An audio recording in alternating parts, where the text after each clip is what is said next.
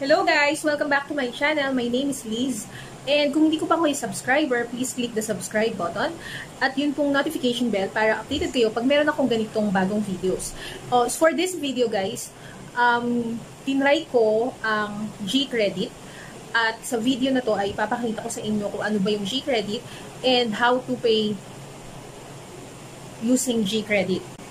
At paano mo rin bayaran yung GCredit mo using GCash. Kasi kunwari na meron ka nang nakuha na credit, babayaran mo yon using GCash. And then, papakita ko rin kung paano mo naman gagamitin yung GCredit sa pagbabayad sa mga merchants, kung paano mo siya gagamitin pangbayad. Yan.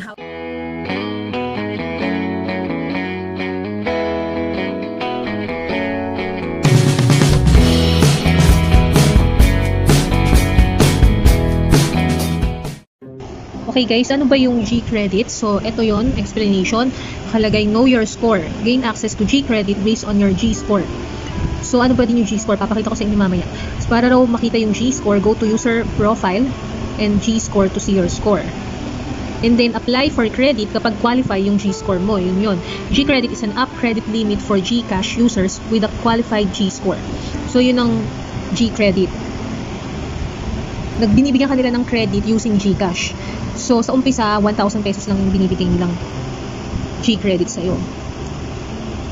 And then, pay with GCredit. Pay with GCredit at GCash QR merchants nationwide. So, ang alam kong merchant ng GCash ay sa Walter Mart. Kaya doon kami namimili. Or doon kami nag-grocery para gamitin yung GCredit. Mamaya ipapakita ko sa inyo kung paano magbayad with GCredit. Then guys, dito nyo naman makikita yung G-score nyo. Yan. Ito, G-score. So, meron akong G-score na 424. G-score is the trust score we compute for you based on your GCash transaction. And this will be tied to your GCredit. So, kung ginagamit mo yung GCash sa mga transactions mo like paying bills or buying load, ngayon magkakaroon ka ng mataas na G-score na pwede mong i-apply for GCredit. So, what can I do with my G-score and why should I aim for a high score? A higher G-score may grant you a bigger credit limit. It starts at 1,000 but you can increase to 30,000 pesos. Yun.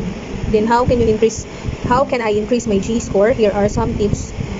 Buy load for any network using GCash. Scan to pay at your favorite GCash QR merchants and pay your monthly bills through GCash. Yun. Tapos, pag pinindot mo yung manage credit, dito ka mapupunta. Pero sa umpisa, apply para mag-apply ka muna for GCredit kung qualify ka.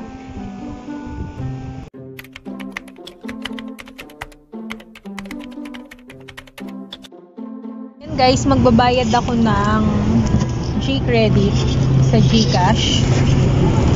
Mag-login lang, pasok yung PIN number. Kasi yan meron na akong na-cash in na 1,019 pesos and 17 cents. Pupunta tayo sa manage credit. Ayan yung nagamit ko last time na 1,000 pesos na GCredit ko. So, ipipay ko na siya, babayaran ko na siya ngayon. So, pay for credit. Enter the amount, 1,000.